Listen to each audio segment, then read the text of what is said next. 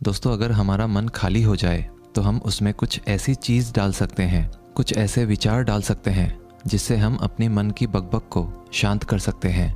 जो विचारों का सैलाब हमारे मन में चलता रहता है, उन्हें हम बहुत अच्छी तरह रोक सकते हैं। और दोस्तों, अगर एक बार मन की बकबक रुक जाए तो फिर हम मन से जो चाहे वो करवा सकते हैं। इसीलिए अगर आप मन की बकबक को शांत करवाना चाहते हो तो इस कहानी को आखिर तक ज़रूर सुनिएगा। एक नगर की बात है। उस नगर में एक नौजवान युवक रहता था।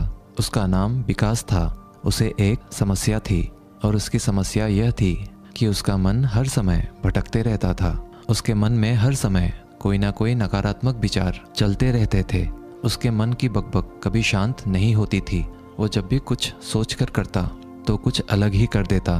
कभी वो अपने अतीत के बारे में सोचकर पछताता था कि काश मैंने उस काम को, उस समय को कुछ ऐसा कर दिया होता, उस काम को वैसा कर दिया होता। या फिर वो अपने भविष्य के बारे में सोचता रहता और डरता रहता कि कहीं भविष्य में ऐसा हो गया तो क्या होगा, कहीं मैं असफल हो गया तो क्या होगा, अगर मुझसे कोई गलती हो गई तो लोग मेरा मजाक उड़ाना शुरू कर देंगे। और ऐसे ही कई सारे नकारात्मक और असफलता से भरे विचार उसके मन में आते रहते थे। विकास हमेशा ही अपने विचारों में खोया रहता। वह अपने विचारों से मुक्ति पाना चाहता था। विकास चाहता था कि उसके मन में कोई भी फालतू विचार कभी भी ना आए, लेकिन हर समय विचारों का सैलाब उसके मन में उठता ही रहता। इसीलिए जीवन में वो बहुत परेशान हो गया था। फिर एक दिन उसे किसी ने बताया कि यहाँ पास के ही जंगल में एक बौद्ध भिक्षु रहते हैं, उसके पास जाओ, वो तुम्हारी मानसिक समस्या का समाधान अवश्य कर देंगे। ये सुनकर विकास तुरंत ही बौद्ध भिक्षु के पास चला जाता है और अपनी सारी समस्या उन्हें बताता है। बौद्ध भिक्षु भी विकास की बातों को बड़े ही ध्यान से सुन लेते हैं और उससे कहते हैं कि तुम मुझसे क्या जानना चाहते हो। ये सुनकर विकास कहता है, हे गुरुदेव, मैं अपने मन को शांत व खाली करना चाहता हूँ। मैं आपसे ये जानना चाहता हूँ कि मन को खाली व शांत कैसे करते हैं। मेरा मन हर वक्त विचारों से भरा रहता है। मेरा ध्यान एक जगह लग ही नहीं पाता है, जिसके कारण मेरे हर काम में समस्या आ जाती है। मैं एक चीज़ करता हूँ तो नकारात्मक विचारों के कारण दूसरी चीज़ पर पहुँच जाता हूँ। मेरा मन एक जगह ठहरता ही नहीं है और यूं ही हर दिन मेरे मन में हजारों विचार चलते रहते हैं। और ये कब होता है, क्यों होता है, मुझे कुछ पता नहीं चलता। बहुत देर बाद मुझे एहसास होता है कि मैं क्या करने बैठा था और मैं क्या कर रहा हूँ। गुरुदेव, मैं अपने मन को विचारों से खाली कर देना चाहता हूँ। मैं चाहता हूँ कि मेरे मन में एक भी विचार ना आए। जब मैं चाहूँ तभी मेरे मन में विचार आए। फिर बौद्ध भिक्षु ने कहा, किसी समस्या का समाधान तभी निकाला जाता है जब हम उस समस्या की जड़ तक पहुँच जाते हैं, समस्या को ठीक से समझते हैं और जानते हैं। आगे बौद्ध भिक्षु कहते हैं, जिस मन को तुम खाली करना चाहते हो, क्या तुमने उस मन को कभी भी थोड़ा बहुत भी समझा है, जाना है? ये सुनकर विकास ने कहा कि महाराज, मैंने अपने मन को जानने की बहुत कोशिश की है, लेकिन मैं जितना इसके बारे में जानता हूँ, मेरा मन उतना ही रहस्यमय हो जाता है। फिर बौद्ध भिक्षु ने उस युवक को एक घड़ा देते हुए कहा कि जाओ, इस घड़े में छोटे छोटे पत्थर भरकर लेकर आओ। फिर वो युवक वहाँ से गया और छोटे छोटे पत्थर भरकर लेकर आया और उस घड़े को बौद्ध भिक्षु के पास रख दिया। फिर बौद्ध भिक्षु ने उस युवक से कहा कि इस घड़े को तुम अपना मन समझो और इस घड़े में भरे पत्थरों को अपने विचार समझो। अब इस घड़े में और पत्थर डालो। उस युवक ने घड़े में और पत्थर डालना शुरू किया। क्योंकि घड़ा पहले से भरा हुआ था, एक दो पत्थर डालने के बाद बाकी सारे पत्थर नीचे गिरने लगे। फिर बौद्ध भिक्षु ने उस युवक से कहा, रुको ज़रा, ध्यान से देखो। अब घड़े में पत्थर नहीं आ रहे हैं, बल्कि पत्थर नीचे गिर रहे हैं। क्योंकि ये एक घड़ा है, जो इसमें आ सकता था वो आ गया। अब इसमें और पत्थर नहीं आएंगे। अगर दूसरे पत्थर डालने हैं तो पहले वाले पत्थरों को निकालना होगा। ये सुनकर उस युवक ने कहा, गुरुदेव, मैं आपकी बात समझ गया हूँ कि आप मुझे क्या बताना चाहते हैं। हमें अपने मन को विचारों से ही खाली कर देना चाहिए। विकास की ये बात सुनकर बौद्ध भिक्षु मुस्कुराने लगे और कहा, पहले मेरी पूरी बात तो सुन लो, उसके बाद मन को खाली कर लेना। फिर बौद्ध भिक्षु ने उस युवक को कहा कि हमारा मन एक घड़े के बिल्कुल उल्टा है। क्योंकि घड़े को तुम पत्थरों से भर सकते हो, लेकिन मन को विचारों से नहीं भर पाओगे, क्योंकि मन तो हमेशा खाली रहता है। ये सुनकर उस युवक ने कहा, गुरुदेव, मुझे आपकी बातें कुछ समझ नहीं आ रही है। मन अगर खाली रहता है तो फिर हम उसे खाली करना क्यों चाहते हैं? फिर मन को खाली करने की क्या ही आवश्यकता है? फिर बौद्ध भिक्षु ने उससे कहा कि इस घड़े से एक एक करके पत्थरों को बाहर निकालो। विकास ने वैसा ही किया। वह घड़े में से एक एक करके पूरे पत्थरों को बाहर निकालता रहा और ऐसा करते करते अंततः घड़ा खाली हो गया। फिर बौद्ध भिक्षु ने उस युवक से कहा, देखा तुमने, जब एक एक करके तुमने पत्थरों को बाहर निकाला तो ये घड़ा खाली हो गया। अब तुम इस घड़े में कोई भी पत्थर डाल सकते हो, दूसरे पत्थर डाल सकते हो या फिर उन्हीं पत्थरों को दोबारा डाल सकते हो। आधा भर सकते हो या फिर पूरा भी भर सकते हो। फिर वह युवक कहता है, गुरुदेव, मैं भी तो यही कह रहा हूँ कि मुझे अपने मन को खाली करना है। ये तो एक पत्थर है, इसे आसानी से निकाला जा सकता है और घड़े को खाली किया जा सकता है, लेकिन गुरुदेव, मैं अपने मन को खाली कैसे करूँ? फिर बौद्ध भिक्षु ने कहा, इस घड़े में एक पत्थर डालो और 2 पत्थर निकालो। ये सुनकर उस युवक ने कहा, गुरुदेव, ये कैसे हो सकता है? जब इस घड़े में एक पत्थर होगा तो एक ही पत्थर निकलेगा, 2 कैसे निकलेंगे? फिर बौद्ध भिक्षु ने उससे कहा, ऐसा नहीं हो सकता है तो ऐसा ही करो कि इस घड़े में 2 पत्थर डालो और 4 निकालो। विकास ने कहा, महाराज, ऐसा कैसे हो सकता है? ये कोई चमत्कारिक घड़ा तो है नहीं कि 1 डालो तो 2 निकल आएंगे, 2 डालो तो 4 निकल आएंगे। यह सुनकर बौद्ध भिक्षु ने कहा, यह घड़ा तो चमत्कारिक नहीं है, लेकिन तुम्हारा मन तो चमत्कारिक है। उसमें से अगर तुम एक विचार बाहर निकालते हो तो उसके साथ 2 विचार आते हैं, और जब तुम उन 2 विचारों को पकड़ते हो तो उसके साथ 4 विचार निकलते हैं, और फिर ऐसा करते करते विचारों की एक लंबी श्रृंखला बन जाती है, और फिर तुम कहीं नहीं रुकते, एक के बाद एक विचारों को पकड़ते जाते हो। यह मिट्टी का घड़ा तो पत्थरों से भर जाएगा, लेकिन तुम्हारा मन कभी नहीं भरता, वो हमेशा खाली है, लेकिन वह खाली नहीं करता। ये इस मन की माया है कि सब कुछ है लेकिन फिर भी कुछ नहीं। फिर उस युवक ने कहा, गुरुदेव, मैं आपकी बात समझ रहा हूँ, लेकिन क्या मैं हमेशा अपने विचारों के जाल में ही फंसा रहूँगा? क्या मन के इस माया जाल से निकलने का कोई रास्ता नहीं है? फिर बौद्ध भिक्षु ने कहा, इस मिट्टी के घड़े में आधे पत्थर भर दो। फिर उस युवक ने ऐसा ही किया। फिर बौद्ध भिक्षु ने कहा, अब इन पत्थरों में से कोई एक पत्थर चुनो और उस पत्थर की एक छोटी सी मूर्ति बनाकर मुझे दे दो। मैं जानता हूँ कि तुम एक अच्छे कलाकार हो।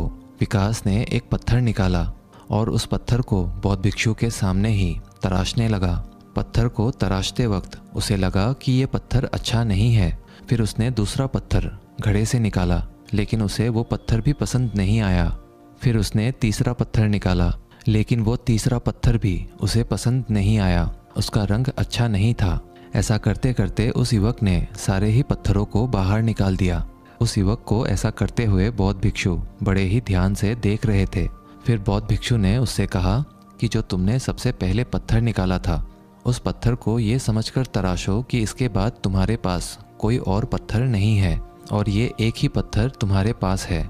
फिर उस युवक ने जैसा गुरुदेव ने कहा उसी एक पत्थर को लेकर तराशना शुरू किया और उसने उस पत्थर से एक बहुत ही सुंदर मूर्ति बनाई और बौद्ध भिक्षु को भेंट की। और बौद्ध भिक्षु से कहा, गुरुदेव, इस पत्थर से इतनी सुंदर मूर्ति बन सकती थी, मैं ये सोच भी नहीं सकता था। उस युवक की बात सुनकर बौद्ध भिक्षु ने कहा कि जब तुम्हारे पास और कोई दूसरा विकल्प नहीं होता है, तब हम उस विकल्प में ही संपूर्ण ऊर्जा लगाते हैं और उसी को सबसे बेहतर बनाते हैं। और जब हमारे पास कई सारे विकल्प होते हैं तो हम पत्थर चुनते भी नहीं और मूर्ति बनती भी नहीं। हमारा मन भी एक विचार के पीछे हजारों विकल्प खोल के रख देता है और एक मुख्य विचार को छोड़कर उन हजारों फालतू के विचारों में उलझकर हम रह जाते हैं। फिर उस युवक ने कहा, गुरुदेव, मैं आपकी बातों को बहुत अच्छे से समझ गया हूँ, लेकिन अब मुझे क्या करना चाहिए? कृपया आप मेरा मार्गदर्शन करें।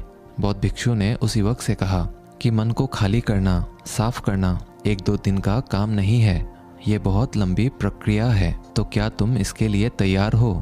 वह युवक कहता है, जी गुरुदेव, तैयार हूँ, चाहे कितनी भी लंबी प्रक्रिया क्यों ना हो। फिर बौद्ध भिक्षु ने उस युवक से कहा कि मन को खाली व नकारात्मक विचारों से दूर रखने के 6 तरीके हैं। आओ उन्हें एक एक करके समझते हैं। पहला तरीका है कि ऐसे लोगों का साथ छोड़ दो जो तुम्हें कमज़ोर, पिछड़ा हुआ, लक्ष्यहीन महसूस कराए। अक्सर हमारे आसपास ऐसे लोग होते ही हैं जो हमसे पद और धन में ऊपर होते हैं, और इसी पद और धन के घमंड में वो अपने नीचे से लोगों को कुछ भी नहीं समझते। इसीलिए ऐसे लोगों के पास रहना ही नहीं चाहिए। और ऐसे लोग अपने से छोटे लोगों को हमेशा यही महसूस कराते हैं कि आप कितने छोटे हैं, और इसीलिए वो छोटे लोग अपने जीवन में कुछ बड़ा हासिल कर ही नहीं सकते। इसके अलावा कई बार हमारे मित्र और घर परिवार के सदस्य भी ऐसे होते हैं जो अक्सर हमें छोटा महसूस कराते हैं, हमें नीचा दिखाने की कोशिश करते हैं, लोगों के सामने हमारा मजाक बनाते हैं। तो ऐसे लोगों से जितना दूर हो सके उतना दूर रहो। ये लोग ऐसे होते हैं कि तुम्हारी नज़रों से तुम्हारी गरिमा को दूर करके तुम्हें लक्ष्यहीन बनाते हैं, और फिर तुम्हें खुद की काबिलियत पर शक होना शुरू हो जाता है।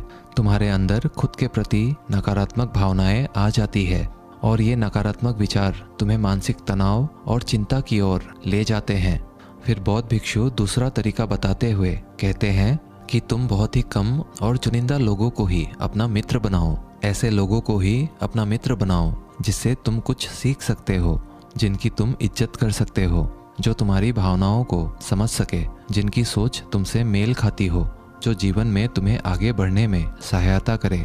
हमारे जीवन और चरित्र में हमारे माँ बाप के बाद हमारे मित्रों का ही सबसे ज़्यादा योगदान होता है। इसीलिए मित्रों का सही होना भी बहुत आवश्यक है। ऐसा कहा भी जाता है, तुम उन 5 लोगों का प्रतिबिंब हो जिनके साथ तुम सबसे ज़्यादा वक्त बिताते हो। अगर तुम्हारे आसपास के 5 लोग जिनके साथ तुम सबसे ज़्यादा वक्त बिताते हो वे ईमानदार हैं, तो तुम भी धीरे धीरे ईमानदार होना शुरू कर दोगे। और अगर वो 5 लोग अमीर हैं तो तुम भी धीरे धीरे अमीर बनना शुरू कर दोगे। कहने का अर्थात यही है कि तुम वैसा ही बन जाते हो जिस तरह के लोगों के साथ तुम अपना समय व्यतीत करते हो। किसी महान दार्शनिक ने कहा था कि तुम मुझे किसी भी इंसान के मित्रों से मिलवा दो, मैं उसके मित्रों को देखकर उस इंसान का भविष्य बता दूंगा। हमारी सबसे बड़ी समस्या ये है कि हम लोगों को ना नहीं बोल पाते हैं, जिन लोगों के साथ हम रहना पसंद भी नहीं करते हैं। ना चाहते हुए भी हमें उन नकारात्मक लोगों के साथ वक्त बिताना पड़ता है। इसीलिए सबसे पहले हमें अपने ज़िंदगी में उन लोगों को ना कहना आना पड़ेगा जिनके साथ रहकर हमें लगता है कि ये हमारी ज़िंदगी खराब कर रहे हैं। अगर ये हमारी ज़िंदगी में ना हो तो शायद हम ज़्यादा खुश रहेंगे। बौद्ध भिक्षु आगे कहते हैं, तीसरा तरीका है कि तुम कभी भी अपना अतीत नहीं बदल सकते, लेकिन तुम अपना भविष्य अवश्य बदल सकते हो। इसीलिए तुम्हें पूरी तरह से वर्तमान में रहते हुए उन चीज़ों पर, उन कामों पर ध्यान दो जो तुम्हारे नियंत्रण में है, जिन्हें तुम आज कर सकते हो, अभी कर सकते हो। बौद्ध भिक्षु कहते हैं, मेरी एक बात हमेशा याद रखना, केवल वर्तमान में रहकर भविष्य को संवारा जा सकता है, अतीत में रहकर नहीं। इसीलिए वर्तमान में जीने की आदत डालो। चौथा तरीका है कि तुम स्वस्थ और पौष्टिक खाना खाओ। हमारा शरीर ऊर्जा से चलता है, और हम जैसा खाना खाएंगे वैसी ही ऊर्जा हमारे शरीर को मिलेगी। अगर हमारा शरीर स्वस्थ नहीं रहेगा तो हमारा मन स्वस्थ कैसे रहेगा? जब शरीर कमज़ोर व बीमार रहता है तो मन में कई सारे नकारात्मक विचार आते हैं, और स्वस्थ शरीर में स्वस्थ दिमाग का वास होता है। इसीलिए शरीर को स्वस्थ व मजबूत रखना हमारी जिम्मेदारी है। बौद्ध भिक्षु कहते हैं कि 5वां तरीका यह है कि रोज ध्यान करो। ध्यान करने का सबसे उपयुक्त समय सुबह या फिर रात को सोने से पहले होता है, लेकिन अगर तुम्हें ध्यान में गहरा जाना है तो सबसे उपयुक्त समय रात का ही होता है। रात में सोने से पहले ध्यान करने से नींद में भी सुधार होता है और बहुत गहरी नींद आती है। ध्यान करने के लिए तुम अपनी सांसों पर ध्यान केंद्रित कर सकते हो, या फिर तुम अपने मन में उठने वाले विचारों पर भी अपना ध्यान केंद्रित कर सकते हो। मन में उठने वाले विचारों पर ध्यान केंद्रित करने से ध्यान करने वालों का ज़्यादा फायदा होता है, क्योंकि इसमें आसानी से गहरे ध्यान में उतरा जा सकता है। अगर तुम ध्यान नहीं कर सकते हो तो रोज खुद के साथ अकेले में वक्त बिताओ, खुद के व्यवहार को समझो, देखने की कोशिश करो कि मन में किस तरह के विचार उठ रहे हैं और क्यों उठ रहे हैं। बौद्ध भिक्षु आगे बताते हुए कहते हैं, छठा तरीका है कि तुम नए नए जगह घूमने जा सकते हो, क्योंकि एक पुरानी कहावत है कि एक लंबी यात्रा आपको 100 किताबों के बराबर ज्ञान देती है। गौतम बुद्ध अपने जीवन काल में 9 महीने लगातार घूम रहे थे। उनके भ्रमण करने का यही कारण था कि नए नए जगह जाने से ज्ञान की प्राप्ति के साथ साथ मन को एक नयापन भी प्राप्त होता है। नई जगह घूमने जाने पर हमारा मन उत्साहित रहता है।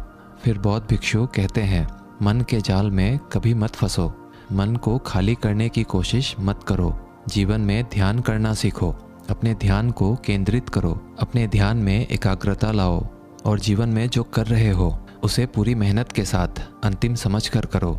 उस काम को ऐसे करो कि उसके बाद तुम्हें और कुछ नहीं करना है, और जब फिर दूसरे विचार पर कार्य करो तो बस उसी पर कार्य करो, किसी तीसरे विचार पर नहीं। मन के मायाजाल से निकलना इतना आसान नहीं, लेकिन ध्यान करने से सब कुछ पाया जा सकता है। दोस्तों, आशा करते हैं आज के इस कहानी से आपने ज़रूर कुछ ना कुछ मूल्यवान सीखा होगा। कहानी अच्छी लगी हो तो वीडियो को एक लाइक और चैनल को सब्सक्राइब ज़रूर कर दीजिएगा। मिलते हैं अगले वीडियो में, तब तक के लिए धन्यवाद।